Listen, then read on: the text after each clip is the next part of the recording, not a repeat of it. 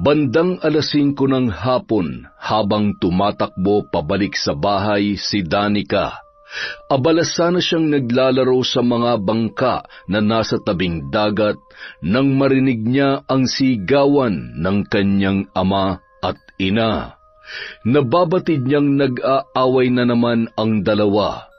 Dali-dali siyang tumakbo pauwi at sumilip sa pinto habang nangangatog ang kanyang mga tuhod. Ito ang dapat sa'yo, hayop ka! Wala kang kwenta! Siguro kasama mo na naman yung kabit mo, no? Peste ka sa buhay ko! Kayo ng anak mo! Sinong babae mo? Sabihin mo sa akin! Sabihin mo! Tama na! Nasasaktan na ako! Hindi na tama yung ginagawa mo. Hindi ka na nakukontento sa araw-araw na pananakit mo. Pati anak natin sinasaktan mo. Nababaliw ka na talaga. Huwag mo akong tatawagin baliw. Huwag mong ubusin ang pasensya ko, Melchor. Alam mo kung anong kaya kong gawin. At hindi mo ako mapipigilan. Baka mapatay kita. Papatayin kita. Pati ang anak mo. Babarangin ko kayo. Subukan mo lang saktan ulit ang anak natin.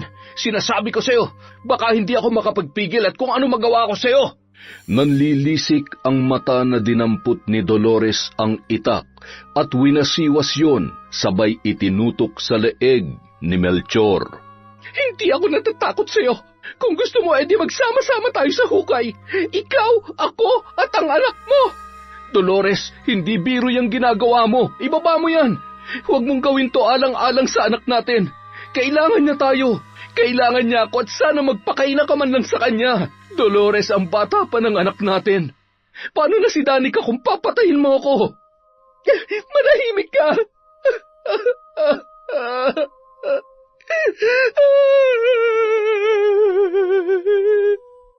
Wala sa sariling tinaga niya si Melchor at tinamaan yon sa kaliwang braso. Sa laki ng sugat kasabay ang pagtilamsik ng dugo ay nandilim ang paningin noon at pilit na inagaw ang itak na hawak ng babae at ginantihan yon. Dahil sa matinding galit ay hindi niya na namalayan na natadtad niya ng tama ang katawan ng babae, lalo na ang mga braso nito. Tumakbo papasok sa loob si Danica na noon ay nagpupumalahaw at akmang yayakap sa likod ng kanyang ama na noon ay nakasalampak sa sahig at hawak pa rin ang itak. Mababakas ang pinaghalo-halong emosyon sa mga mata nito. Nang makita ni Danica ang nagkalat na dugo at ang halos mautas ng leeg ng kanyang nanay Dolores, halos hindi na yon nakapagsalita. Nakatayo na lamang siya at nakatulala habang pinapanood ang sumunod na pangyayari. Tila ba tuluyan ng iniwan ng katinoan si Melchor na wala pa ring tigil na tinatadtad ang ilang parte ng katawan ng kanyang asawa. Ang bata na noon ay nakatayo ay hindi na magawa pang makapagsalita. Patawarin mo ako, anak. Kailangan ko lang gawin to dahil kung hindi, ikaw ang mapapahamak. At hindi ko hahayaang mangyari yun. Kailangan na matapos ang pananakit niya sa atin, lalong-lalo na sa'yo. At kahit sino man na magtangkang saktan ka, hindi ako magdadalawang isip na gawin to. Maging matapang ka, anak. Ano man ang mangyari, anak ko, lagi mong tatandaan na mahal ka ni tatay.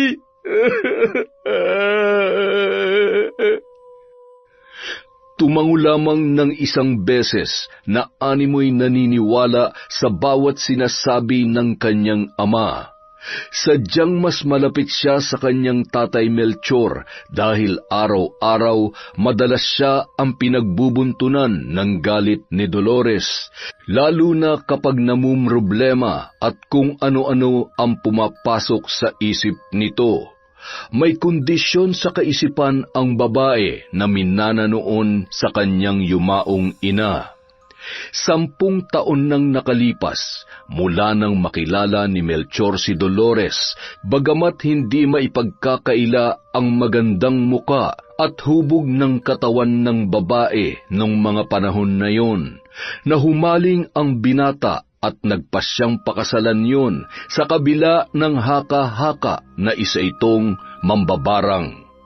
Hindi naman itinanggi ni Dolores ang katotohanan kay Melchor, ngunit nangako siya na handa niyang talikuran yun sa oras na maikasal at magkaroon sila ng pamilya. Ngunit sa paglipas ng mga araw, maraming nagbago sa kanilang pagsasama bilang mag-asawa dahil sa pagiging selosa ni Dolores at ang hindi mapigilang pagwawala at pananakit nito kapag nagagalit na. Ilang sandali pa, biglang may tumatawag sa labas ng kanilang bahay. Kuya Melchor! Ate Dolores! Tao po! Tao po!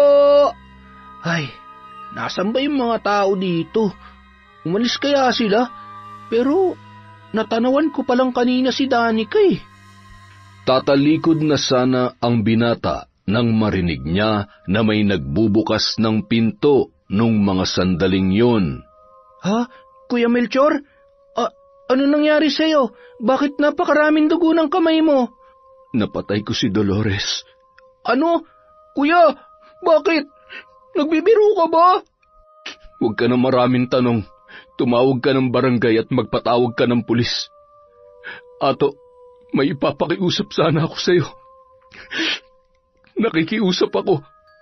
Alam kong makukulong ako at hindi na makakalabas pa. Ikaw na ang bahala sa anak ko, ha? Huwag mo sana siyang pababayaan. Pakiusap, protektahan mo siya para sa akin. Natataranta namang umalis si Ato at sumunod sa sinabi ni Melchor. Ang binata ay matalik na kaibigan nito at kasakasama niya sa pangingisda sa laot. Nang bumalik yon ay kasama na ang ilang mga opisyal ng barangay. Nadatnan nilang mahigpit na magkayakap ang mag-ama. Hindi makapaniwala ang mga taong naroon sa karumal-dumal na sinapit ni Dolores. Nang dinampot at pinusasan si Melchor, doon lamang muling nanumbalik ang tinig ng batang si Danica. Saan niyo dadalhin ng tatay ko? Tatay, huwag mo akong iwan. Tatay! Huwag niyo huliin ang tatay ko. Wala siyang kasalanan. Tatay! Ibalik niyo sa akin ang tatay ko. Huwag ka nang umiyak, Danica. Huwag ka mag-alala. Magiging maayos din ang lahat. Halika na. Sumama ka sa akin. Kinarga na lamang yon ni Ato at iniuwi sa kanilang bahay habang patuloy pa rin sa pagpupumalahaw. Sino ba yang iyak ng iyak? Ato, teka, sino ba yang? Ano ang nangyari? Ay, anak ito ni Melchor, hindi ba? Ano't dala-dala mo dito yung batang yan? At saka, bakit ang daming dugo ng damit mo, Ineng? Pakilinisan niyo na lang po muna siya, Lola, at pakipalitan po ng damit. Bukas ay babalik ako doon kung maaari para kunin ang mga gamit niya. Teka nga at ako'y naguguluhan. Wala ka niya isang sinagot sa tanong ko. Ano ba talaga ang nangyayari, Ato? Wala na po si Ate Dolores, Lola. Patay na po siya. Patay na? Ay, sus Maria Josep! Paanong patay? Nagpakamatay ba o pinatay? Napatay ho ni Kuya Melchor. Hindi ko pa po alam kung ano talaga nangyari, pero hindi naman po tinakbuhan ni Kuya Melchor ang ginawa niya. Sa tingin ko po, hindi niya na natiis ang ugali at pananakit ni Ate Dolores. Ang iniisip ko po ngayon kung papaano na po si Danica. Ibinilin siya sa akin ni Kuya, Lola. Kaya lang paano natin ipapaintindi sa kanya ang mga nangyari? Hindi biro yun, nakita niya mismo na... Ay, grabe. Ay siya, sandali at asikasuhin ko muna ito, ha? Magluto ka muna ng ulam at mamaya na tayo magkwentuhan. Kinikilabutan ako sa mga sinasabi mong bata ka. Hindi ko alam kung totoo, nananaginip lamang ako. Ay, kawawang bata. Bakit naman kailangang umabot sa ganito ang buhay niya? Habang nililinisan ng matanda ang katawan ni Danica, na noon ay patuloy pa rin sa paghikbi, nakita niya ang mga peklat na may bakas ng kuko at kalmot. Gayon din ang mga latay sa iba't ibang parte ng katawan noon. Tatay! Tatay ko! Ato, pumarinig ka nga! Ay, tingnan mo, napakaraming... Sinasaktan ba nila ang batang ito? Naikwento po sa akin ni Kuya Melchor na sinasaktan daw lagi ni Ate Dolores si Danica kapag mainit ang ulo niya. Ewan, mukhang may problema talaga ang ugalit pag-iisip ni Ate Dolores eh. Nung minsan ko maabutan na nag-aaway sila, hindi po kayo maniniwala kung gaano kaamo ang mukha nun, siya namang kinasama ng ugali. Maliban sa kung ano-anong masasakit na salita ay talagang sinasaktan niya si Kuya at kapag wala naman siya ay si Danica naman ang pinagdidiskitahan niya. Kaya ayan po, magpasalamat na lang tayo at hindi nadamay si Danica sa nangyari kanina. Ay, Ineng, huwag ka nang umiyak, ha? Mula ngayon ay kami muna makakasama mo ng Kuya Ato mo. Huwag ka mag-alala at magkikita pa rin kayo ng tatay mo. Halika na't bibihisan na kita. Gagamutin ko rin muna itong mga sugat mo, ha? Matapos magamot ang sugat, ay agad nang nakatulog ang bata at pinilit na lamang nilang gisingin yon para painumin ng gatas upang malamnan ang tiyan. Matapos uminom ay agad rin yung sumuka. Nako, nilalagdat si Danica. May masakit ba sa iyo, Ineng? Humiga na lamang ulit yun at bumaluktot na animoy nilalamig. Pinahiran nila yon ng basang bimpo sa katawan upang bumaba ang lagnat at nang matapos ay hinaplasan yon ng langis sa paa. Hinilot din ni Lola Estelia ang likod ng bata. Pagkatapos ay nakatulog naman yon ng mahimbing hanggang sa bumangon yon at bigla na lamang umiyak. Wag! Nanay, tama na po! Masakit po, nanay! Wag po!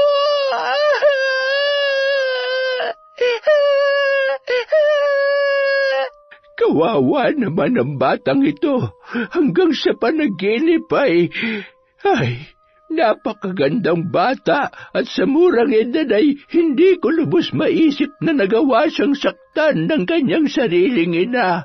Pagkatapos ay nasaksihan niya pa yung nangyari kanina. Kailangan niya po tayo, Lola. Kung hindi siya nabigyan ng pagmamahal ng kanyang nanay, kaya naman nating iparamdam yun sa kanya kahit hindi natin siya kadugo. Ibinilin siya sa akin ni Kuya Melchor. Sa dami na naitulong niya sa atin, makabawi man lang tayo sa ganitong paraan, Lola. Lumipas ang ilang buwan matapos tuluyang makulong si Melchor at mailibing si Dolores sa tulong ng mga nagmamalasakit na mga kabarangay. Samantala, mas sinipagan pa ni Ato ang pagtatrabaho. Pagkagaling sa isang restaurant na pinagtatrabahuhan niya ay nagagawa pa nung pumalaot para manghuli ng isda. Samantalang ang lola niya naman ay nalilibang sa pag-aalaga kay Danica na noon ay nanumbalik na ang sigla ng pangangatawan. Ngunit may mga gabi na nagigising pa rin ang bata na umiiyak at hinahanap ang kanyang tatay Melchor.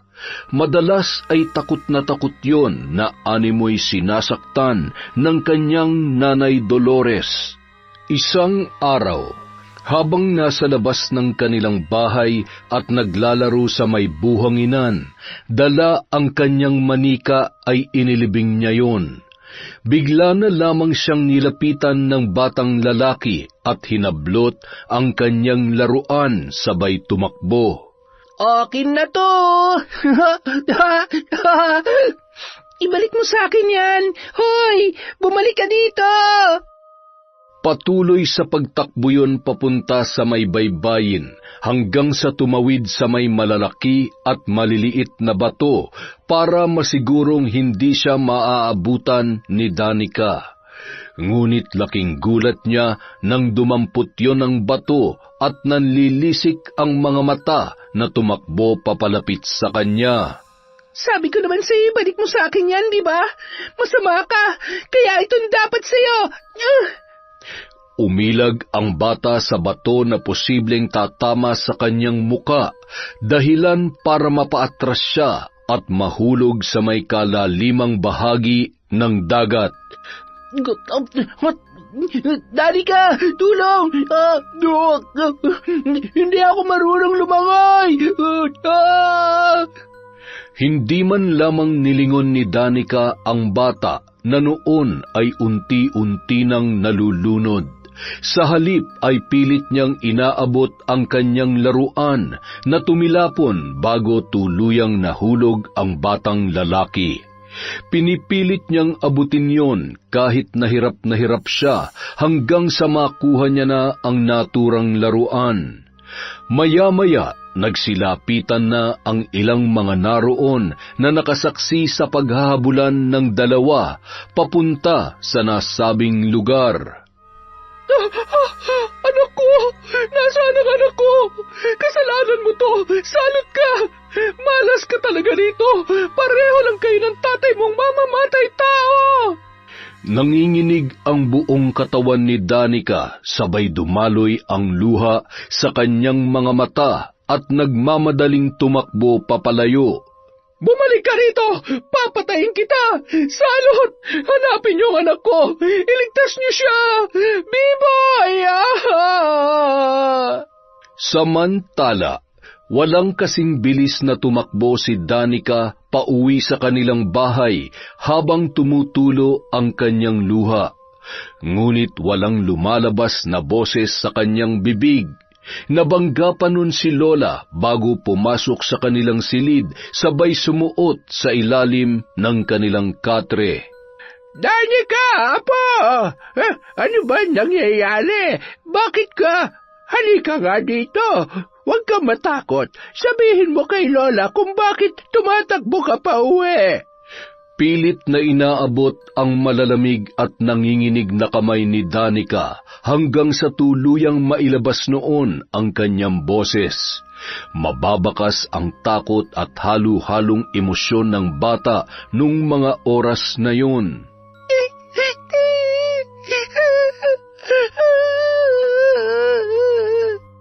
Ilang oras lamang ay sumugod na ang nanay ng bata sa bahay ni na Lola Estelia. Pinagbabato ang kanilang tahanan at nagwawala yun. Ilabas niyo ang batang salot na yan! Papatayin ko siya! Siya dapat ang nalunod, hindi ang anak ko! Demonyo kang bata ka! Mamamatay tao ka! Mahigpit na yumakap at umiiling lamang si Danica habang patuloy sa pagpupumalahaw hanggang sa nawalan yun ng malay nang dahil sa labis na takot. Naging malinaw sa mga nakasaksi kung bakit nakarating doon ang dalawang bata. Ngunit iginigiit naman ng mga magulang noon na kasalanan ni Danica ang nangyari. Bagay na hindi naman ikinatuwa ni Lola Estelia. Kay kikitid ng mga utak niyo para isisi kay Danica ang mga nangyari. Minsan na siya naging biktima ng pagkakataon at hindi ko nahahayaan pang mangyari yon. Subukan niyo lang na may gawin kayo o masaktan ang apo ko. Makakatikim kayo sa akin. Tandaan niyo yan. Kung tinuruan niyo lamang ng tamang asal ang anak niyo, malamang hindi nangyari ito. Nananahimik ang apo ko at dito lamang niya naglalaro sa tapat ng aming bahay. Wala ka rin karapatan na gamitin ang kanyang nakaraan laban sa kanya. Paalisin niyo ang babaeng yan. Walang ibang dapat sisihin kundi ang sarili mong kakulangan at kapabayaan. Inawat naman ng mga opisyal ng barangay ang babae na patuloy sa pag-eskandalo sa maglola. Bago umalis yun, nagngingit-ngit pa sa galit at pinagbantaan ang buhay ni Danica.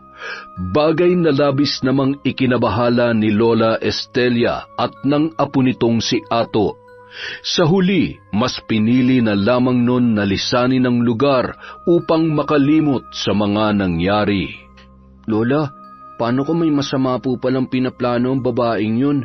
Mas mabuti pa siguro na wag natin palabasin ng bahay si Danica. At sa tingin mo, hahayaan ko pa siyang tumungtong dito? Hindi ko nahahayaan pang danasin ni Danica ang hirap at sakit. Kung kailan kahit papano ay nakikita ko na unti-unti na nagiging masaya yung bata, tsaka naman, ako na ang bahala. Ikaw, kumusta ka naman? Ayos lang po ako, Lola. Ay, siya nga po pala, eto na po ang sahod ko. Kayo na po ang bahala dyan, ha. Bilhan niyo rin po sana ng bagong damit at laruan si Danica. Baka kasi kapag nakita niyo yung laruan na yun, maalala niya lang yung mga nangyari. Sige po, Lola, aalis na ho ako at hinihintay nila ako. Sana makahuli kami ng maraming isda. Sige, mag-iingat ka. Bago pa man lumabas ng bahay si Ato, mahigpit na humawak sa kanyang braso si Danica at ngumiti yun. Oh, bakit? Gusto mong sumama sa akin, no? Umiling lamang si Danica, sabay bahagyang ngumiti at iniangat ang dalawang braso niya, sabay inaabot ang balikat ni Ato. Natawa na lamang si Lola Estelia na nababatid na kung ano ang ibig sabihin ng bata. Isinakay ni Ato sa kanyang likod si Danica, sabay kinuha ang kamay ni Lola Estelia at magkakasama silang tumungo sa may baybayin, kung saan naroon ang mga kasamahan ni Ato sa pangingisda. Pagdating doon ay agad nang ibinaba ni Ato si Danica, pagkatapos ay sumakay na siya sa bangka. Masaya namang kumakaway si Danica sa mga yon. Walang mapaglagyan ng tuwa ang puso ko kapag nakikita kitang masaya. Gusto kong makita ang mga ngiting yan hanggang sa maabot mo na ang mga pangarap mo. Hindi magiging hadlang ang nakaraan mo para maging mabuting tao. Oh, dahan-dahan na po. Kakain na tayo't alam kong nagugutom ka na. Noong gabing yun, matapos maghapunan ay inihanda ni Lola Estelia ang damit na pantulog ni Danica, sabay inutusan niya yon na maglinis ng katawan bago matulog. Agad naman humiga si Danica at yumapos ng mahigpit sa kanyang Lola Estelia. Nagulat pa ang matanda nang bigla siyang hagkan sa pisngi ng bata, sabay ngumiti yon. Lola, si tatay po. Gusto ko pong makita si tatay. Lagi siyang katabi ko kapag natutulog. Kapag galit po sa akin sa nanay, niyayakap niya ako ng ganito para... Lola, nasan po si nanay? Apo, matulog ka na muna. Kapag maayos na ang lahat ay dadalawin natin ang tatay Melchor mo, pati na rin ang nanay Dolores mo. Ayaw ko po. Galit po sa akin si nanay. Ayaw ko po, Lola. Shhh! Huwag ka nang umiyak. Matulog ka na. Tahan na, Apo. Pinunasan ang luha. Sabay hinaplos-haplos pa ni Lola Estelia ang likod ni Danica hanggang sa makatulog yon. Nang matiyak na tulog na ang bata, ay bumangon yon at pumasok sa isang maliit na silid kung saan naroon ang pinakatago-tago niyang gamit at kinalalagyan ng kanyang altar, kung saan isinasagawa niya ang panggagamot sa kulam. Isang albularyo na kung kinakailangan ay maaari niya ring gamitin ang kanyang kaalaman sa itim na paraan.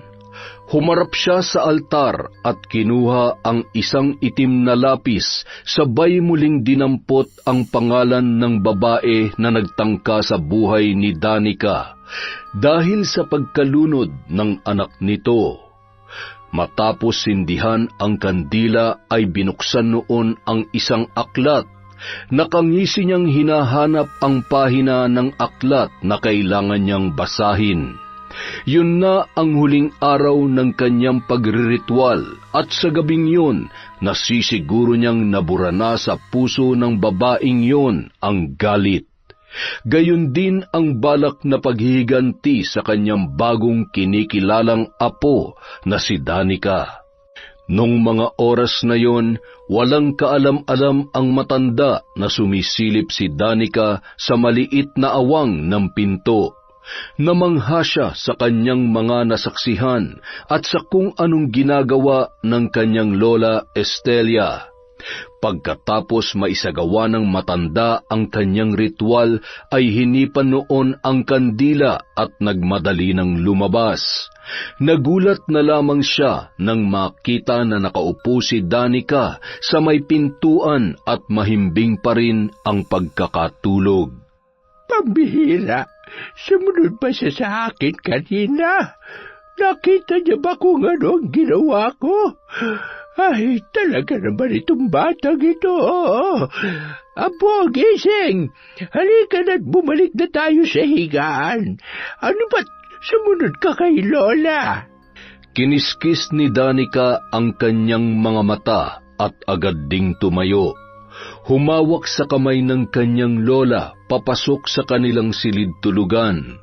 Humiga rin agad yun at muling nakatulog ng mahimbing habang nakayapos sa matandang babae. Makalipas ang 10 taon, 18 taong gulang na si Danica. Natapos niya na rin ang pag-aaral sa sekundarya.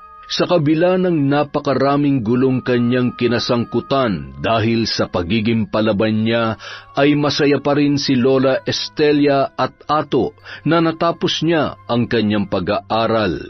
Mabait naman si Danica, ngunit kapag inuunahan at hindi nakapagtimpiyon, sigurado na siya ay gaganti. Ang pagtitinda ng isda at karne sa kanilang lugar ang pangunahing kabuhayan nila noon. Nawalan kasi ng trabaho ang kanyang kuya Ato. Ginamit nila ang naipon na pera bilang pamuhunan. Isang araw, abala sa pagtatadtad ng karne si Danica nang pinagmamasdan yon ng kanyang kuya Ato. Hindi alam ng babae kung bakit ganoon kagaan sa pakiramdam niya sa tuwing hinihiwa niya ang bawat parte at tinatadtad ang mga mabutong bahagi ng baboy. Ngunit may mga pagkakataon na may kung anong bumabalik sa kanyang isipan. Napabuntong hininga na lamang siya at umupo sa isang sulok. Agad naman siyang nilapitan ni Ato na noon ay nakakunot noo at inaabot ang lalagyan niya ng inumin na tubig. "Oh, ano nangyari? Nahilo ka ba? Uminom ka nga muna." Hindi malinaw sa kanyang pandinig ang mga sinasabi ng kanyang kuya Ato. Bagkus ay nakatitig siya sa kamay ng lalaki na may bahid ng dugo. "Hoy, naririnig mo ba ako? Pambihira. Ano? Masama bang pakiramdam mo? May lagnat ka ba?" Noon lamang nahimasmasan si Danica at bumalik sa kanyang tamang kaisipan. Aray, ang sakit ng tiyan ko. Sandali lang, magbabanyo lang ako, kuya, ha? Ay, anong problema nun? Parang napapadalas ng pagiging wala sa sarili ni Danica. Kung hindi nagsasalita na mag-isa, nakatulala naman. Ayos lang kaya siya? Pagdating ni Danica sa banyo ay agad niyang hinugasan ang kanyang mga kamay, pati na rin ang kanyang muka hanggang sa siya ay mahimasmasan. Ayoko na. Tama na. Gusto ko na makalimutan ang lahat. Makalipas ang ilang minuto, kinatok na siya ni Ato sa banyo. ayos ka lang ba dyan?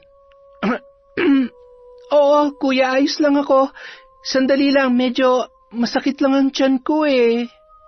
Nung mga oras na yun, papunta naman si Lola Estelia sa kanilang pwesto upang hatiran ng tanghalian ang kanyang dalawang apo. Ay, mga apo, eto, dinalhan ko kayo ng pagkain. Pasensya na't medyo natagalan. Sigurado ako na nagugutom na kayong dalawa. Salamat po, Lola. Sakto, mukhang gutom na nga tong si Danica. Nasaan ba yung Danica na yan? Ay, nasa banyo po. Masakit daw ang tiyan niya. Ayan, buti naman at lumabas ka na. Ano, masakit pa ba? Ay, masakit pa rin kuya, pero kaya ko naman na. Nakalimutan ko kasing kainin yung pabaon yung almusal, Lola eh.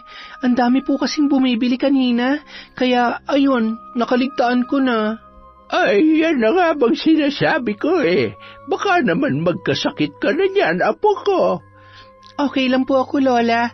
Alam niyo naman po ako kahit anong masakit sa akin basta nandyan kayo ay siguradong gagaling ako agad. Sa susunod na pasukan, mag-aaral ka na ulit ha. Ako nang bahala dito. At saka, pinagkakaguluhan na tong tindahan natin. Hindi naman dahil sa mga paninda natin, kundi mukhang dahil sa'yo. Ay, baka mamaya makapag-asawa ka nang wala sa panahon. Si kuya parang sira. Kahit tumambling pa sila sa harapan ko, ano naman ngayon, hindi ko naman sila gusto. Ano naman ang gusto ng apo ko sa isang lalaki? Siyempre dapat gwapo, maputi, matangkad at mapera. Diba sabi kapag humiling ka, sulitin mo na. Kaya kung hindi rin naman papalarin na makahanap ng...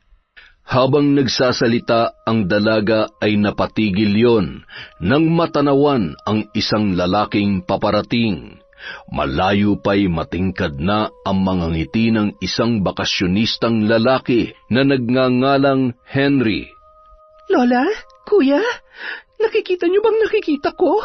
Mukhang ang bilis naman yatang marinig ng Diyos ang aking mga panalangin. Hoy, umayos ka nga. Kababae mong tao eh. Kumain ka na. Ako nang bahala dito. Kuya, huwag kang ano dyan. Magandang tanghali, Pogi. Anong sayo? Isda? Karne? Pili ka lang. Bagong katay lang yan. Grabe, ang gwapo niya naman. Habang nag-uusap sina Ato at ang kanilang lola, ay masaya namang nakikipagbiruan si Danica kay Henry. Hindi mawaglit ang tingin ni Ato kay Danica at sa lalaking kausap nito. Ay, tingnan mo yung apo mo, Lola. Parang nila nakakita ng gwapo sa tanang buhay niya. Pagsabihan niyo nga yan. Ay, ito naman, natural lang yan. Dalaga na si Danica, kesa naman matulad pa siya sa'yo. Abay, lagpas na sa kalendaryong edad mo.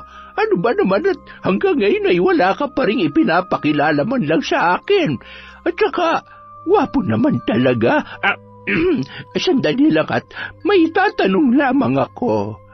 Iho, ikaw ba yung pamangkin ni Kagawad na Lito? Opo, Lola. Kararating ko lang ho kahapon.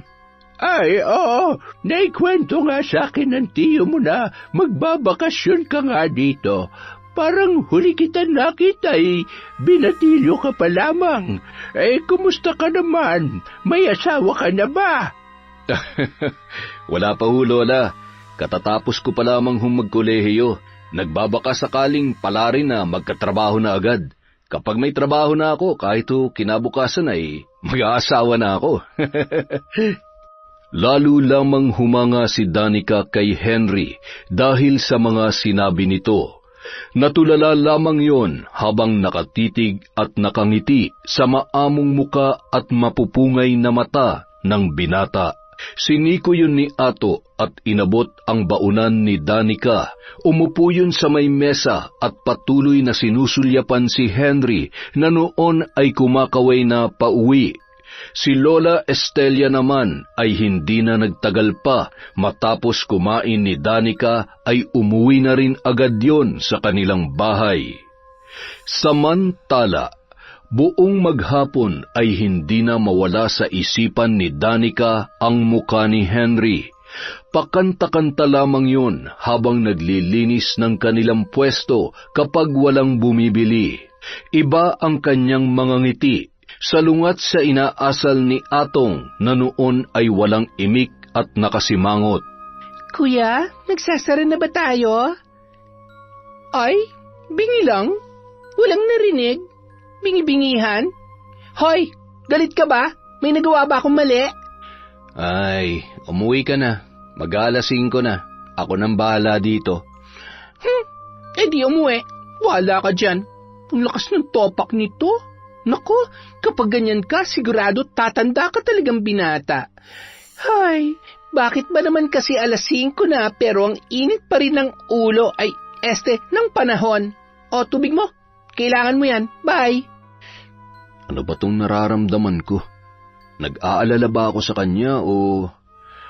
Di pwede. Para na kami magkapatid sa mata niya at sa mata ng mga tao. Hindi pwede mahulog ang loob ko sa kanya.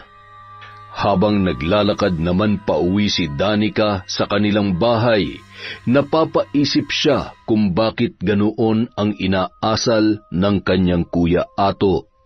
Yun din kasi ang unang pagkakataon na hindi sila magkasamang umuwi mula sa kanilang pwesto. Ano kayang problema nun? Ay, bahala na nga siya. Ang importante, nakita ko ng lalaking gusto ko. Sana mas makilala ko pa siya.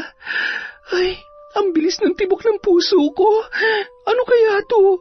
Hindi naman ako nagkape. Pagdating sa kanilang bahay, hinanap niya agad ang kanyang lola Estelia. Hindi niya yun makita hanggang sa sumilip siya sa isang pinto. Sabay tumango-tango na abala sa pagriritual ang kanyang lola. Hindi na bago yon para kay Danica. Ilang beses niya na rin kinulit ang matanda para turuan siya noon kapag may nakikipag-away sa kanya. Ngunit hindi naman sumasang-ayon sa kagustuhan niya ang kanyang lola Estelia. Tumungo na lamang siya sa kwarto at agad na nagpalit ng damit. Pagkatapos ay muling lumabas ng bahay at naglakad-lakad sa baybayin. Habang naglalakad, natanawan niya ang isang lalaki na noon ay nasa may parteng malalaking bato sa tabing dagat. Medyo may kalakasan din ang hampas ng alon. May distansya man mula sa kinatatayuan ng lalaki ay nakilala niya agad yun. Si Henry, siya nga. Anong ginagawa niya dito? Wala naman siguro siyang balak na magpakalunod. Ay, teka, anong... Hoy! Seryoso ka ba? Gusto mo bang malunod? Aba, huwag kang mamatay! Mamahalin pa nga kita eh! Ay, ano ba yan? Bakit naman ngayon pa umulan? Bago pa man tumalon sa dagat ang lalaki na animoy wala sa sarili, napigilan naman yun ni Danica. Nasisiraan ka na ba ng bait? Akala mo ba hindi ako marunong lumangoy? Hindi ako magpapakamatay. Ninanamnam ko lang yung hangin at syempre yung ulan. Masaya, di ba? Masyado ka namang nerbyosa. Kasi akala ko naman, malalim kaya yan. Marami na rin nalunod sa... Hindi pa man natatapos ang kanyang sasabihin, ay muling nanumbalik sa kanyang isipan kung paano nalunod doon ang batang si Boyong. Napatulala yun bigla na parang takot na takot. Oh, ikaw yata ang takot na malunod eh. Hindi ka marunong lumangoy, no? Bigla na lamang niyakap ni Henry ang dalaga at kasamang lumundag sa dagat. Dahil sa ginawa ng binata ay doon lamang natauhan si Danica na noon ay nagsisisigaw dahil sa takot. Tuwang-tuwa naman ang binata habang tinatangay niya yon papunta sa gilid. Sira ulo ka? Paano kung nalunod ako? Ang lalim kaya niyan? Hindi naman kita hayaang malunod. Magaling akong lumangoy kaya wala kang dapat ipag-alala. Ang saya, di ba? Anong masaya? Kung may nangyari masama sa akin, malalagot ka talaga sa kuya at sa lola ko. Ang ganda ng dagat, no? Kahit mahalon. Kahit minsan nakakatakot kong tingnan, pero ito yung lugar na paulit-ulit kong binabalikan kapag magulo ang isip ko. O di kaya kapag nalulungkot ako. Ikaw ba? Siguro palagi ka rin nandito. Oo, pero hanggang ngayon, takot pa rin akong matangay ng alon. Kaya nga hindi ako natutong lumangoy eh. Pambihira naman. Kapag lagi kang magpapatalo sa takot, hindi ka talaga matututo. Kung kinakailangan mong maranasan malunod para matuto ka, halika dito, dali. Ay, wag! Ayoko nga! Ano ba? Subukan mo lang at talagang tatamaan ka na sa akin. Kung sawa ka na sa buhay mo, magpakalunod ka mag-isa mo. Huwag mo akong idamay. Ito naman masyadong seryoso. Kahit mabigat ang pinagdadaanan ko, hindi solusyon ang pagpapakalunod. Kapag namatay ako, hindi na ako magkakaroon ng pagkakataon na itama ang mga pagkakamali ko. Pagkakamali? Anong ibig mong sabihin? Anong pagkakamali ang tinutukoy mo? May napatay ka na ba? Uy, wala ah. Mukha ba akong mamamatay tao? Pasensya ka na. Bakit ba kasi nagtatanong pa ako? Okay lang. Siguro nga kailangan ko rin na makakausap. Ano kasi, ang totoo kaya ako nandito dahil gusto kong huminga sa problema. Nakipaghiwalay sa akin yung babaeng pinakamamahal ko. Mahal ko siya at hindi ko naman sinasadyang masaktan siya. Marami lang bagay na hindi ko masabi sa kanya dahil natatakot ako na baka hindi niya ako matanggap. Na baka husgahan niya ang buong pagkatao ko. Ah, may girlfriend ka pala. I mean, may mahal ka na pala. Nasaan siya ngayon? Gusto mo pa rin ba siya? Siguro ang ganda-ganda niya, no? Oo, maganda siya. Magandang maganda. Kung ako nga ang tatanungin, ang totoo, sa loob ng 6 na buwan naming nagkahiwalay, mahal ko pa rin siya hanggang ngayon. Hindi ko naman siya masisisi kung bumitaw siya dahil binigyan ko siya ng maraming dahilan para mapagod. Kaya lang, hindi ko pala kaya. Ang hirap umusad na wala siya. Napabuntong hininga na lamang si Danica dahil sa kanyang mga narinig. Hindi niya malaman kung ano ang dapat niyang maramdaman nung mga oras na yon. Pasensya ka na. Kasi wala akong alam sa mga ganyan. Ang totoo, hindi ko pa naman naranasan na magkaroon Danica! Habang nag-uusap silang dalawa, ay bigla na lamang siyang napalingon nang marinig ang isang pamilyar na boses. Kuya, anong ginagawa mo dito? Henry, sige, uuwi na ako. Ingat ka at... Ano, wala ka ng balak umuwi? Pagsasarhan ka na namin ng pinto ni Lola. Ay, oo na, ito na nga diba? Uuwi na nga po. Kuya naman talaga eh. Hindi naman kita pinipilit na umuwi na. Bumalik ka rin kung gusto mo. Tingnan mo nga itsura mo. Kahit umuulan, wala kang pakialam. Sa tingin mo, gawain... Kuya, alam ko nag-aalala ka sa akin. Pero gusto ko lang din linawin na wala akong ginagawang masama. Kasalanan ko ba kung nagkataon na nandun si Henry? Kasalanan ko ba kung bakit biglang bumuhos ang ulan kaya nabasa ako? Ay, kanina ka pa ganyan. Hindi tuloy kita maintindihan. Bahala ka nga dyan. Padabog na naglakad pa uwi ang dalaga at pagdating sa bahay ay nadatnan noon ang kanyang lola na naghahain na ng hapunan. O, saan ba kayo nanggaling? Bakit pinaghihintay niyo ang pagkain? Danica, apo, ano't basang-basa ka? Pambihira, magpalit ka nga muna ng damit. Ano ba naman at hindi ka nag-iingat? Ay, ikaw naman ato. Ano at parang pasan mo ang mundo? Bakit ba magkasalubong yung kilay mo, ha? Wala po, Lola. Kumain na po tayo.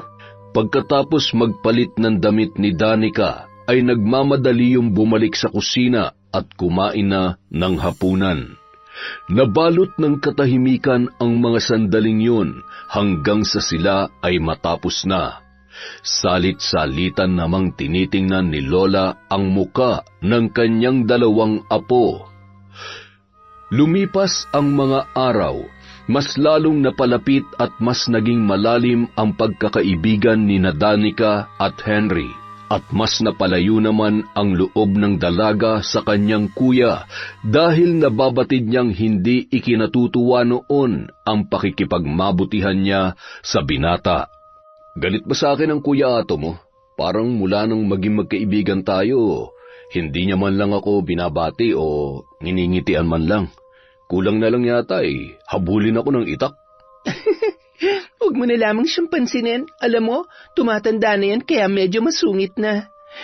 Ay, mabait naman yon. Siguro, nag-aalala lang siya para sa akin. Mula kasi nung maliit pa kami, sila na ni Lolang nag-alaga sa akin. Si nanay ko kasi patay na, tapos yung tatay ko naman nakakulong. Gusto ko nga sanang pumunta sa Maynila para dalawin ng tatay ko Alam mo, kapag nakapagtapos na ako ng pag-aaral at may maganda na akong trabaho, gusto kong magkita ulit kami ng tatay ko. Nakakulong ang tatay mo? Oo, ang totoo niyan, 8 taong gulang pa lang ako nung nakulong siya. Napatay niya kasi si nanay.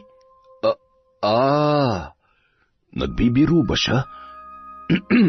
Ikaw talaga masyado ka mapagbiro.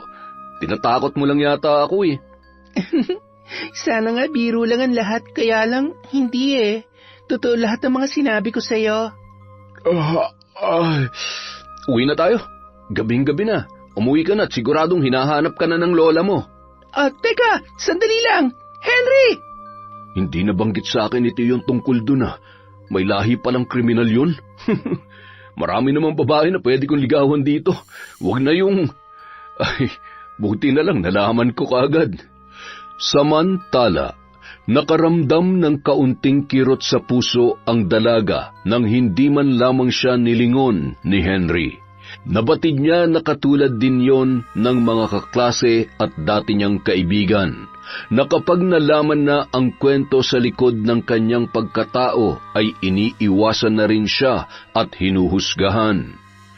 Makalipas ang 3 araw, hindi na nagpakita pa sa kanya si Henry, bagay na labis niyang ikinabahala. Magulong-magulo ang kanyang utak noong mga oras na yon. Ang gusto niya lamang ay makasama at makausap muli ang binata. At dahil sa ginawang yon ni Henry, ay lalo lamang siyang nanliit sa kanyang sarili.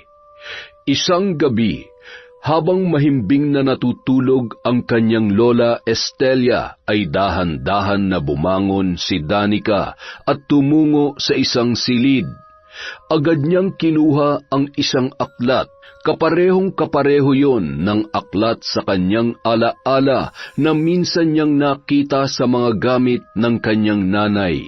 Doon niya napagtanto na may aral din ang kanyang ina tungkol sa pambabarang. Napabuntong hininga siya at lalong nadismaya para sa kanyang sarili. Lahat na lang ba ng kamalasan sa buhay ay kailangan kong danasin? Hindi na ako makapapayag na lahat mawala sa akin dahil sa nakaraan ko. Gagawin kong lahat para lamang magustuhan niya ako. Patawarin mo ako, Lola, pero kailangan ko itong gawin. Mahal ko siya. Siya lang ang gusto ko at wala nang iba. Nung mga oras na yon, nakasilip naman si Ato sa awang ng pinto at marahang pinagmamasdan si Danica habang ibinubulsa ang botelya na mayroong langis. Nababatid niyang yon ang langis na naglalaman ng papel na may orasyong panggayuma. Napabuntong hininga siya at muling ibinalik ang botelya nang maalala na wala ring silbi yun, lalo na't iniiwasan na siya ni Henry. Napatigil siya, sabay napabuntong hininga. Dahan-dahan na lumabas ng kwarto at kinuha ang flashlight. Tumungo siya sa kanilang lumang bahay at doon ay nagsimulang maghalungkat ng mga sira-sira ng gamit. Nasaan na ba yun? Alam ko na, siguradong nandito lang yon. Ito na nga, wala itong pinagkaiba sa aklat na ginagamit ni Lola Estelia sa pambabarang. Ngayon, magagawa ko ng lahat ng gusto ko. Wala na makakahadlang sa mga plano ko. Ako at ako lamang ang babaeng iisipin at mamahalin ni Henry. Pinagpagan ni Danica ang sahig at naupo roon habang binubuklat ang mga pahina ng aklat. Nakalagay rin doon kung para saan ang bawat salita na kanyang mababasa. Isa sa maraming beses niya nang pinagmamasdan ang ginagawa ni Lola Estelia. Kapag nagriritual yon, ay alam niya na kung paano bibigkasin at gagawin yon. Habang nagbabasa, nakaramdam siya ng biglaang pagkahilo. Umiikot ang kanyang paningin at nanlalamig din ang kanyang buong katawan. Ha? Ano ba itong nangyayari sa akin? Mula sa bintana, nakatanaw si Ato sa babae habang may inuusal na mga salita. Natutunan niya yon bilang proteksyon sa kanyang sarili. Nagagawa niyang manipulahin ang kahit na sino man. Sinubukang tumayo ni Danica, ngunit agad rin niyong nawalan ng malay. Nang magising ay naramdaman niya ang mga haplos ng lalaki sa kanyang katawan. Nanlaki ang kanyang mga mata at sisigaw na sana siya nang maaninagan ang muka ni Henry. Henry? Anong ginagawa mo dito? Bakit? Sa halip na sagutin ang mga tanong ng dalaga, ay mapusok na halik ang itinugon sa kanya ng binata. Dahilan para hindi na siya makatanggi pa sa mga susunod na mangyayari. Bumangon si Ato at binasa ang mga nakasulat sa maliit na lumang papel upang mahimbing pang makatulog si Danica. Walang kaalam-alam ang babae sa katotohanan. Nakangising pinagmasdan ni Ato ang kanyang katawan, sabay marahang lumabas ng bahay. Kahit na anong gawin mo, sa akin ka lang. Nagpakahirap ako para lamang mabuhay ka at mapag-aral ka. Tapos ano, yung hayop na Henry lang na yun na makikinabang sa'yo? Ako lang ang lalaking totoong nagmamahal sa'yo. Wala nang iba, Danica. Samantala, madaling araw na nang magising ang dalaga. Wala na rin sa tabi niya ang binata, ngunit walang mapagsidlan ng tuwa si Danica habang binabalikan ang mainit na gabi na pinagsaluhan nila ni Henry. Hindi ko akalain mangyayari ang lahat ng yun. Buong akala ko ay ayaw niya sa akin. Napakasaya ko, pero ano kayang ibig sabihin nun? Mahal niya na rin kaya ako? Aray, ang sakit ng likod ko. Bakit kaya hindi niya man lamang ako ginising bago siya umalis? Paano ko kaya siya kakausapin mamaya? Bahala na nga. Teka, nasaan na yung... Ano bang pinunta ko rito kagabi? Ay, kailangan ko nang umuwi. Pagdating sa bahay ay tulog na tulog pa rin ang kanyang Lola Estelia. Mahigpit niya pa yung niyakap at mahimbing na nakatulog. Nang bumangon si Lola Estelia ay nagtataka naman yon kung bakit tulog na tulog pa rin si Danica. Ato, hanggang ngayon ba ay hindi pa rin kayo nag-uusap? Ang sarap ng tulog ni Danica. Ano, gigisingin ko ba? Okay lang ho kami, Lola. Huwag niyo na lang pong gisingin at baka masama ang pakiramdam niyan. Masama ang pakiramdam? Bakit naman? Wala po. Basta hayaan niyo na lang muna siya matulog para makapagpahinga din muna siya sa pagtitinda. Sige ho, Lola. Alis na ho ako. Huwag niyo na lamang akong dalhan ng pagkain at bibili na lang ako doon. Mainit ho ang panahon ngayon, kaya huwag kayo masyadong maglalabas. Kayo na lang ho ang bahala muna dyan sa pasaway niyong apo. Siya sige. Mag-iingat ka, ha? Habang naghihintay si Lola Estelia na magising si Danica, ay nagluto na yon ng agahan hanggang tanghalian. Anong oras na? Patay! Tutupakin na naman ito Mabuti naman at gising ka na. Bakit mapuyat na puyat ka? Nang aswang ka ba kagabi? Lola naman. Bakit ka namumula? May lagnat ka ba? May nararamdaman ka bang kakaiba? Ayos lang po ako, Lola. Pasensya na ho at tinanghali ako ng gising. Magmamadali na ho ako at siguradong... Ay, huwag kang mag-alala. Magpahinga ka raw muna, sabi ni Ato. Siya na raw muna ang bahala dun sa tindahan. Talaga? Sinabi niya yon? Ay, Lola, Sa tingin mo po ba galit sa akin si kuya? Ay, apo, mahal na mahal ka ng kuya mo. Nagtatampo lang yun dahil pakiwari niya'y hindi ka na nakikinig sa kanya mula nung mapalapit ka kay Henry. Ay, siya nga pala, nitong nakaraang araw ay hindi yata kayo nag-uusap. Mayroon ba nangyari? Opo, meron po. Ay, ibig kong sabihin, wala po pala, Lola. Baka may pinagkakabalahan lang pero okay naman po kami. Lola, alam mo, pakiramdam ko, nagugustuhan niya na rin ako. Ikaw naman ay dalaga at siya naman ay binata. Wala namang masama basta huwag mong kalilimutan na mas pairali ng isip mo kesa sa puso. Huwag kang magpapadala sa bugso ng damdamin mo. Alam mong mahal kita, apo. Kaya kapag nasaktan kanyang Henry na yan, ako ang unang-unang masasaktan para sa'yo. Kapag pinaglaruan ka niya, ay siguradong makakatikim siya ng laro na kailanman ay hindi niya magugustuhan.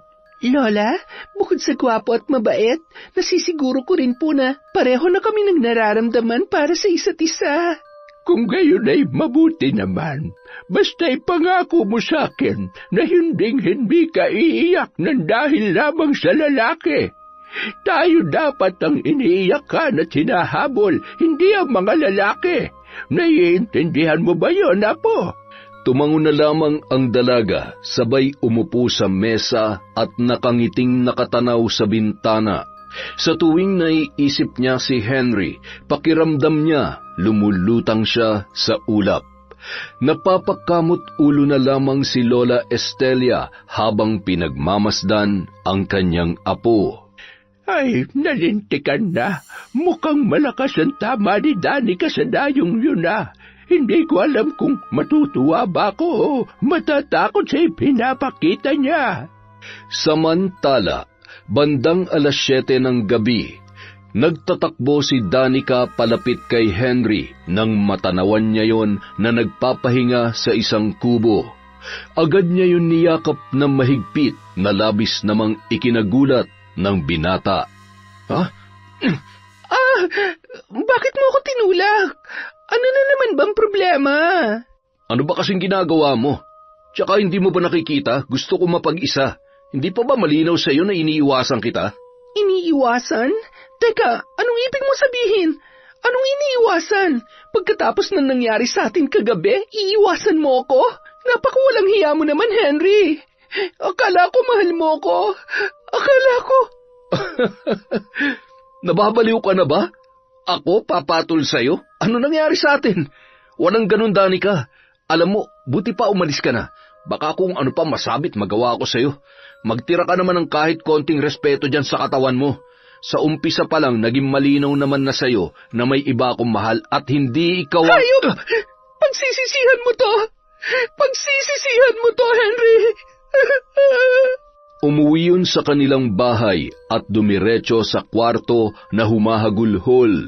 Agad naman siyang sinundan ni Lola Estelia, samantalang pasimple namang ngumisi si Ato. Ang tanga ko! Ang tanga-tanga ko! Hayop na yun! Ano ba nangyari sa'yo, apo? Kaninang umagay, napakasaya mo lamang. Ngayon naman ay ngumangaw-ngaw ka na parang baka. Nang sinabi ni Danica ang nangyari sa kanyang Lola Estelia, hindi maiwasang magngit-ngit sa galit ng matandang babae. Anong klaseng lalaki siya? Pagkatapos kanya makuhay, itatrato ka ng ganyan. Hindi maaari yan. Humanda siya sa akin. Lola, bago kayo sumugod sa bahay ng tiyuhin ng Henry na yun, isipin niyo muna kung sino may kasalanan.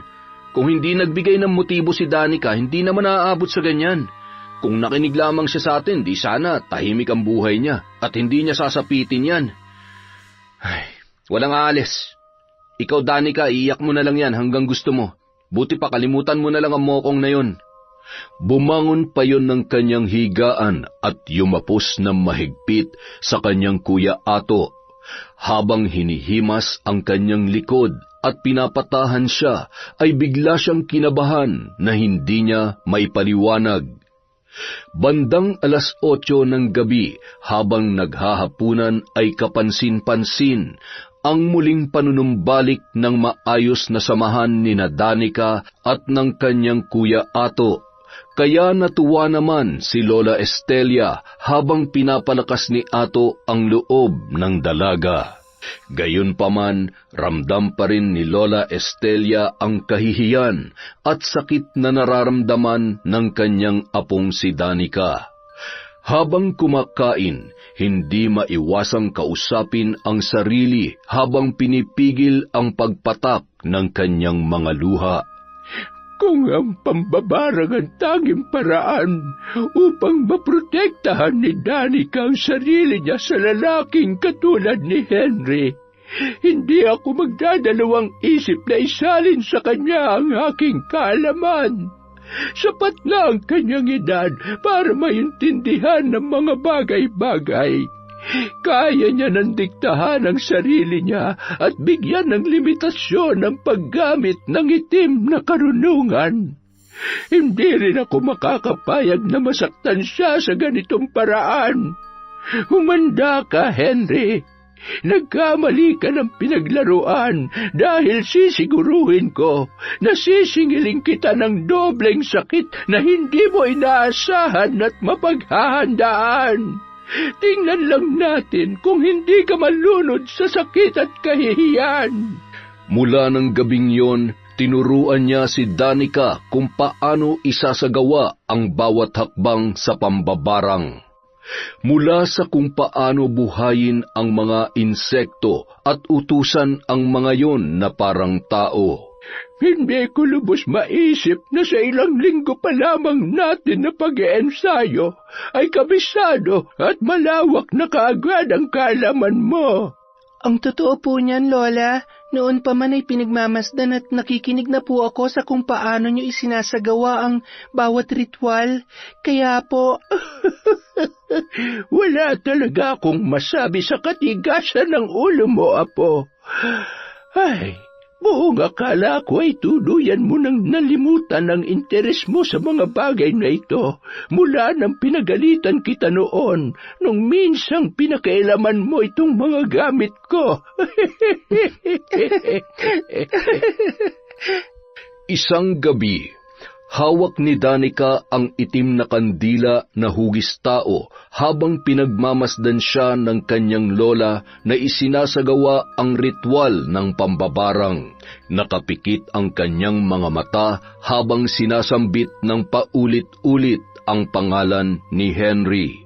Samantala, kasalukuyan namang natutulog noon ang lalaki. Hindi maikilos ang buo niyang katawan at hindi maidilat ang kanyang mga mata kahit anong pilit niya.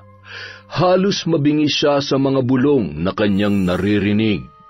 Tuluyan niyang naimulat ang mata nang may maramdaman siyang mga ngumangat-ngat sa iba't ibang parte ng kanyang katawan. Kasabay ng malakas na sigaw ay ang pagdagsa ng napakaraming mga bubuwit na hindi niya malaman kung saan nagmumula. Halos mapuno na ang kanyang kwarto ng mga yon. Nagpupumilit siyang makalabas at nang buksan niya ang pinto ay napakaraming naglalakihang mga ipis ang sumalubong sa kanya. Tulong! Tulungan niyo ako! Wala ni isa mang nakarinig sa binata sa mga kasamahan nito sa bahay dahil nasa kani-kanila silang mga kwarto. Nang makalabas ay nagpagulong-gulong yon dahil hindi yon tinatantanan ng iba't iba pang insekto na humahabol sa kanya. Sa pagkataranta ay nabangga niya ang mesa kung saan may mga babae at lalaking nag-iinuman. Napagkamalan yung baliw at pinagtawanan ng karamihan. Dahil sa mga nabasag na alak ay nabugbog rin siya ng 3 kalalakihan. Pinagtulungan nila si Henry hanggang sa pinaghahambalos yon ng upuan. Katakot-takot na muka ang kanyang nakikita at mga nakabibinging halakhak. Nang makahanap yon ng pagkakataon ay nagmamadali yung tumakbo papunta sa may baybayin. Doon natanawan niya si Danica, kaya naman nagmamadali siyang lumapit sa babae at humingi ng tulong. Danica, tulungan mo ako. Nandiyan na sila. May mga taga-atipis. Maawa ka, tulungan mo ako. Nababaliw ka na ba? Bakit pa takot na takot ka? At saka, kung totoo man na may mga humahabol sa'yo, bakit naman kita tutulungan? Pagkatapos ng ginawa mo sa akin, ang kapal naman ng mukha mo. Danica, maniwala ka sa akin. Naguguluhan din kasi ako sa'yo. Wala akong kasalanan. Lahat ng sinabi mo, hindi ko maintindihan dahil wala naman talagang... Sinungaling ka? Papatayin kita. Pagkatapos mo makuhang pagkababae ko, biglang wala kang maalala. Tapos tatawagin mo akong baliw? Huwag mo akong gawing tanga, Henry. Ngayon, tingnan na lang natin kung sino talagang baliw sa ating dalawa. Dahil panahon na para maramdaman mo kung anong sakit ang ipinaramdam mo sa akin. Ha? Anong ibig mong sabihin? May kinalaman ka ba sa mga nangyayaring to? Danica, maawa ka. Makinig ka sa akin. Nagsasabi ako ng totoo. Manahimik ka. Wag. Tama na. Tumayo ka dyan. Huwag ka nang umiyak, Henry. Di ba sabi mo anumang pinagdadaanan mo kapag nakikita mong dagat, nagiging kalmado ka? Tingnan natin kung gaano ka magiging kalmado sa nagwawalang alon sa dagat. Suungin mo ang kalaliman ng dagat na yan. Ibibigay ko sa iyo ang mapayapa at napakagandang ending na gusto mo. Ayaw mo sa akin, di ba? Ayaw na rin naman sa inong babaeng pinakamamahal mo, kaya kung iisipin, ay, ang lungkot naman pala ng buhay mo. Mabuti pa humawak ka dito sa kamay ko. Yan, ganyan. Masunurin ka naman pala, Henry. Iginiya niya yon sa may tabing dagat at nang makarating doon ay binitiwan niya na ang kamay ni Henry habang siya ay patuloy sa paghalakhak. Sige, takbo! Nandiyan na yung mga kaibigan kong taga-atipis. Bilisan mo! Baka maabutan ka nila, Henry! Nang lumingon ang binata ay nakita niya ang nagliliparang mga insekto at pagharap ay sinalubong siya ng napakalaking alon. Nang mawala si Henry sa paningin ni Danica ay masayang-masaya yung umuwi. Ngunit hindi niya inaasahan ang kanyang nadatnan. Bakit ngayon mo lamang sinabi sa akin to? Bakit ginawa mo yun, Apo? Kapatid na ang turing niya sa'yo, tapos paano kapag nalaman niya na ikaw ang lalaking gumalaw sa kanya nung gabing yon at hindi si Henry? Alam mo ba na mapapahamak si Henry dahil sa ginawa mo? Si Henry ang magbabayad sa kasalanan na hindi niya naman ginawa. Paano mo nagawa ito? Tinuruan kitang protektahan ang iyong sarili gamit ang orasyon na yon, pero... Lola, pinagsisisihan ko na po ang lahat. Hindi ko naman po sinasadya eh. Nagpadala lang din ako sa selos at nararamdaman ko para sa kanya. Alam kong mali pero hindi ko na kaya eh. Mahal na mahal ko siya, Lola. Mahal ko po siya at hindi ko hayaang mapunta siya sa iba. Naiintindihan kita. Huwag ka mag-alala. Mananatihing lihim ang lahat ng ito. Pero hindi mo maaaring ipilit ang gusto mong mangyari. Marami pang babae na maaari mong mahalin, Apo. Matapos marinig ang usapan ng maglola, ay tumakbo si Danica papunta sa tabing dagat. Doon niya napagtanto na isang malaking pagkakamali na pinatay niya si Henry. Sa dami ng mga taong pwedeng saktan ako, bakit ikaw pa? Paano mo nagawa sa akin to? Pagsisisihan mong ginawa mo, tatantarin kita na parang karne. Dudurugin ko rin ang buong pagkatao mo. Isang malaking pagkakamali na pinagsamantalahan mo ang kahinaan ko. Magdurusa ka hanggang sa huling sandali ng buhay mo. Sinungaling! Hayop! Henry, patawarin mo ako. Kasalanan mo to, kuya. Nakakadiri ka. Magbabayad ka. Nagpatuloy ang pag-agos ng kanyang luha habang nakatanaw sa dagat. Inaalala ang masasayang araw na magkasama sila ni Henry. Sa mga pagkakataong yun ay hindi niya mapatawad ang kanyang sarili at punong-puno ng pagsisisi. Maaaring malas nga ako. Salot, mamamatay tao rin ako katulad ng mga magulang ko. Kung sabagay, dugo nilang nananalaytay sa buo kong pagkatao, tapos pinalaki pa ako ng mga demonyo. Mga sinungaling, humanda kayo, dahil mararanasan niyo kung paano ko kayo paiikutin sa mga palad ko. Nang gabi ring yun, pagka-uwi ay agad niyang kinuha ang itak at nakangising hinahasa yun habang kumakanta-kanta pa. Nagising naman si Ato nang marinig ang ingay sa kusina at nilapitan si Danica. "Oh, bakit gising ka pa? Saka anong ginagawa mo dyan at madaling araw na naghahasa ka pa ng itak?" Wala lang, gusto ko lang. Hindi kasi ako dinadalaw ng antok eh. Marami akong iniisip na pwede kong gawin sa taong nanloko sa akin. Tingnan mo, kuya, ang talim, no? Pwede ko bang subukan kung kaya nitong pumutol ng leeg?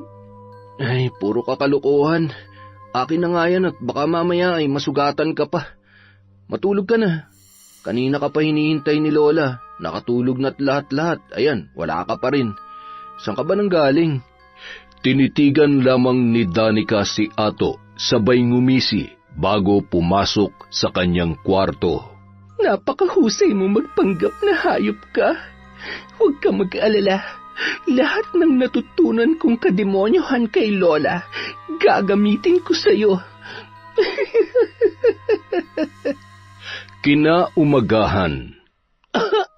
Lola, pwede po bang kayo na munang sumama kay kuya? Kahit hanggang tanghali lang po. Medyo masama po kasi ang pakiramdam ko eh. Lalagnatin po yata ako. Ako na lang po ang magluluto. Kunin niyo na lang po mamaya mga bandang 11:00. O siya, inuman mo na kagad ng gamot yan, ha? Ato, hintayin mo na ako.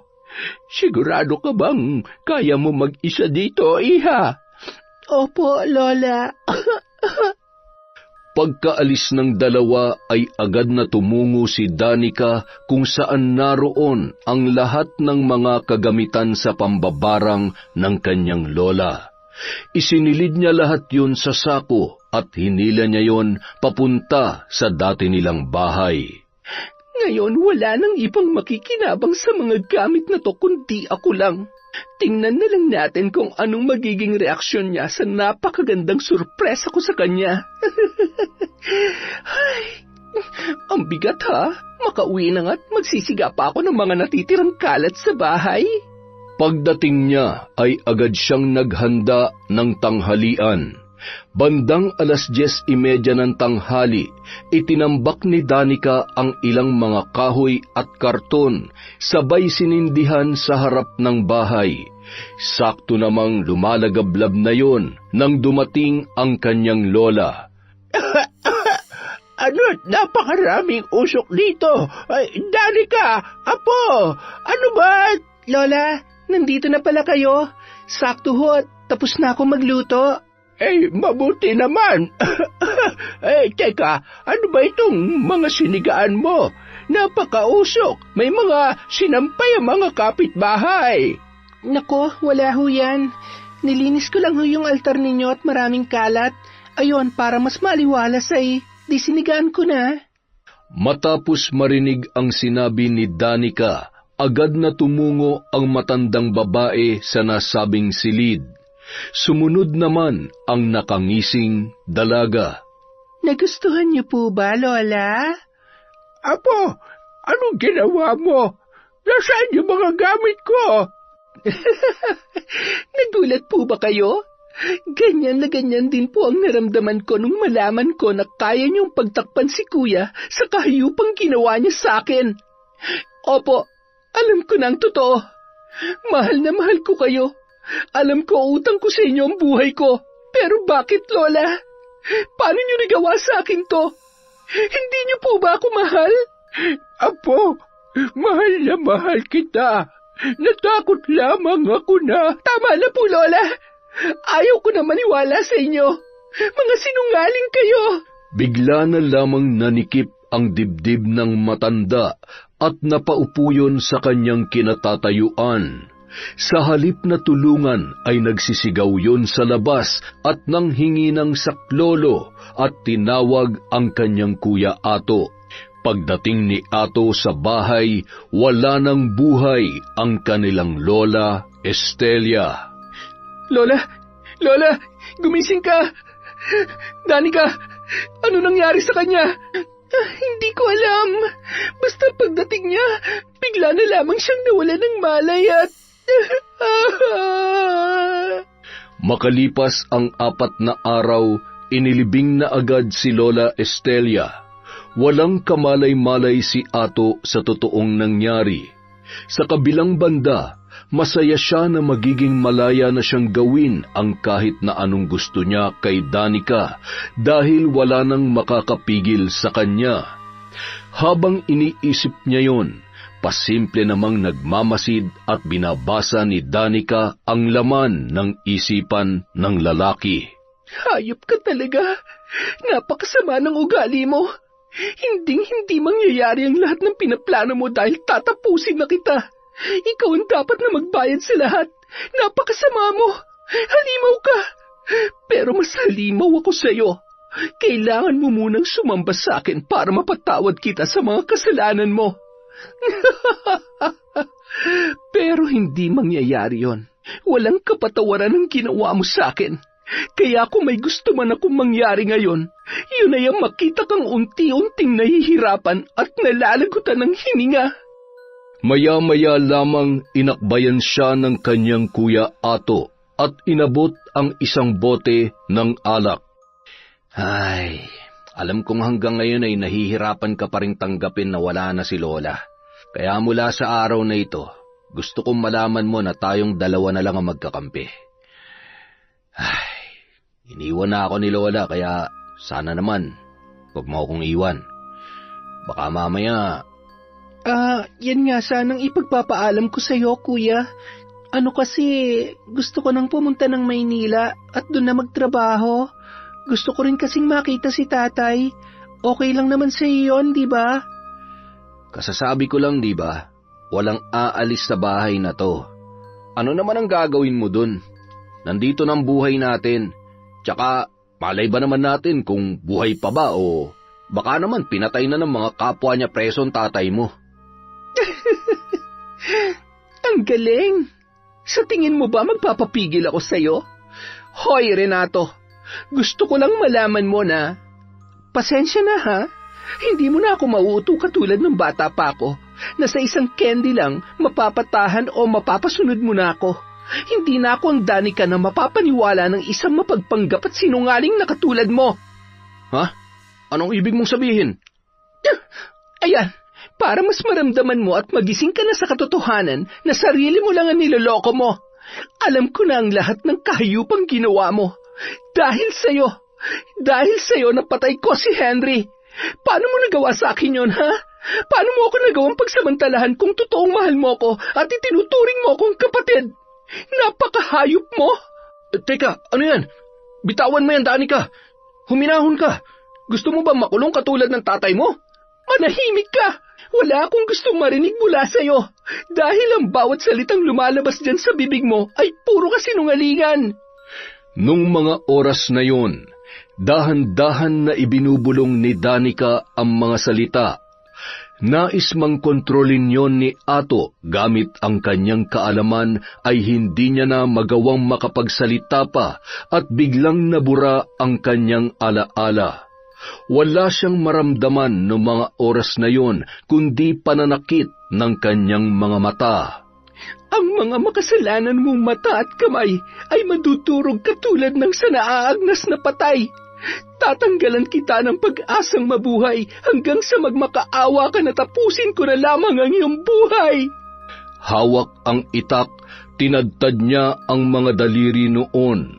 Walang boses na maririnig, ngunit mababakas sa mukha ni Ato ang iniindang sakit, kasabay ng pag-agos ng butil-butil na luha.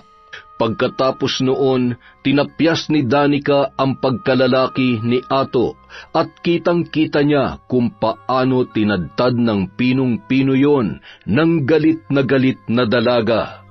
Nagmamadaling nagpalit ng damit si Danica at kinuha ang kanyang bag sa kanyang silid. Sinipa pa ng isang beses ang naghihingalong si Ato. Itinumba niya ang isang malaking gasera sa mesa kung saan nililipad-lipad ng hangin ang kurtina. Paalam na. Magkita na lang tayo sa impyerno. Hahanapin ko lang muna si tatay. Kapag nakita ko na siya, susundan na kita doon.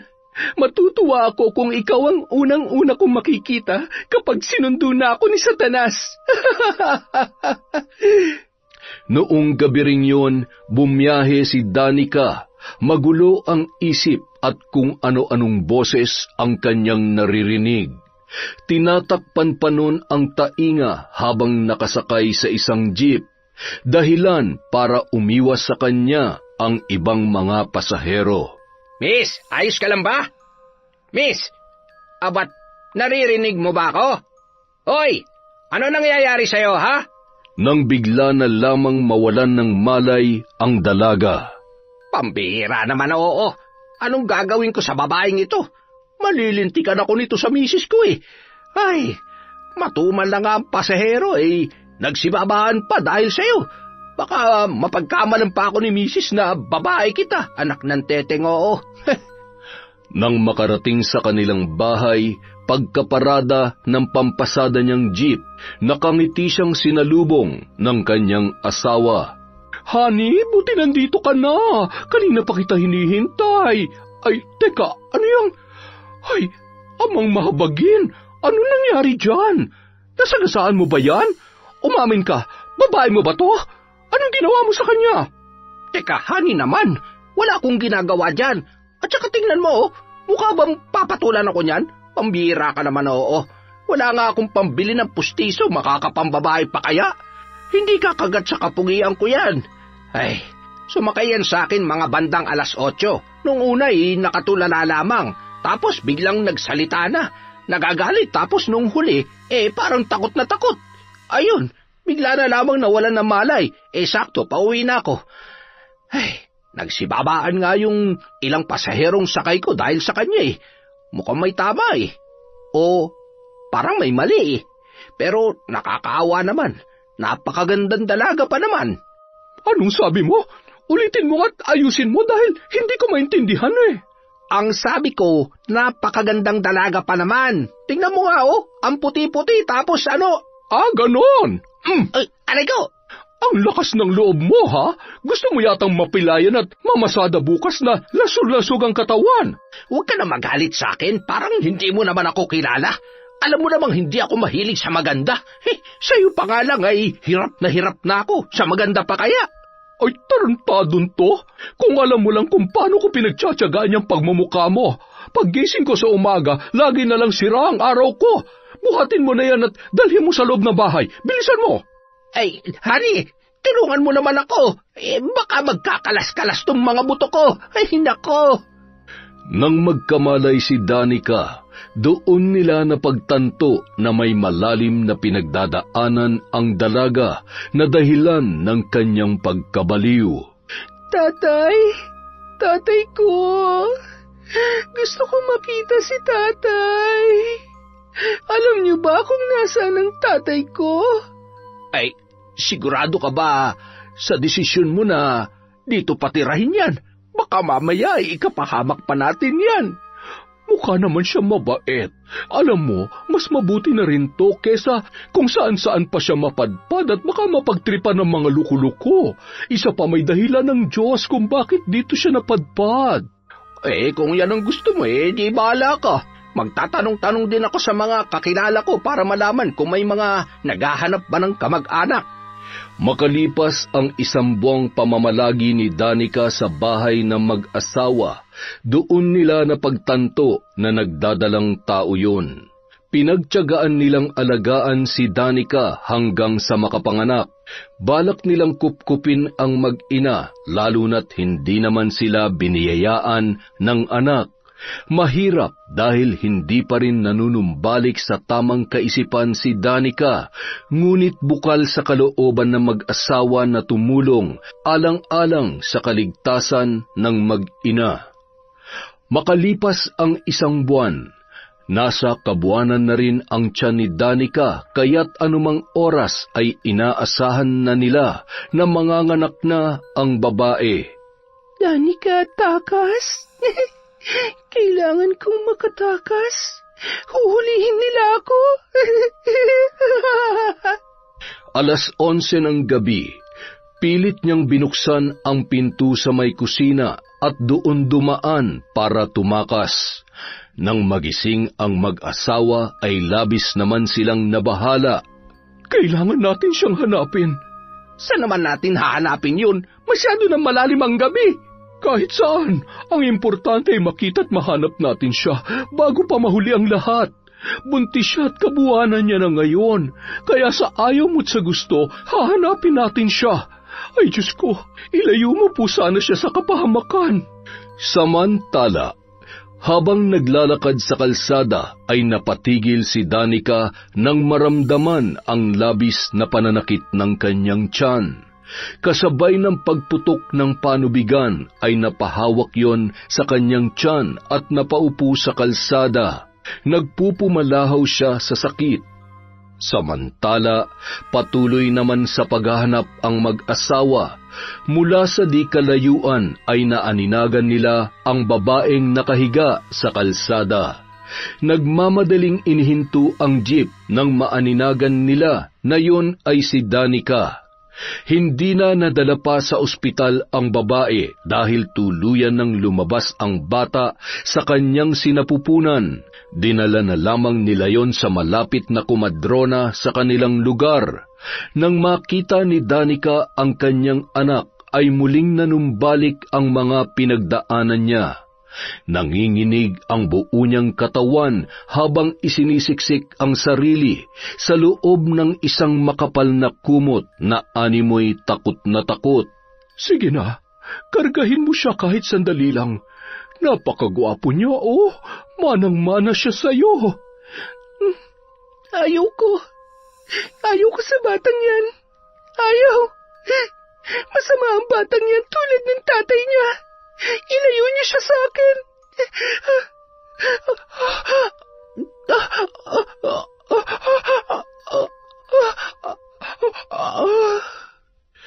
Dahil napalapit na si Danica sa mag-asawa, labis na nagdalamhati yon sa kanyang pagkamatay.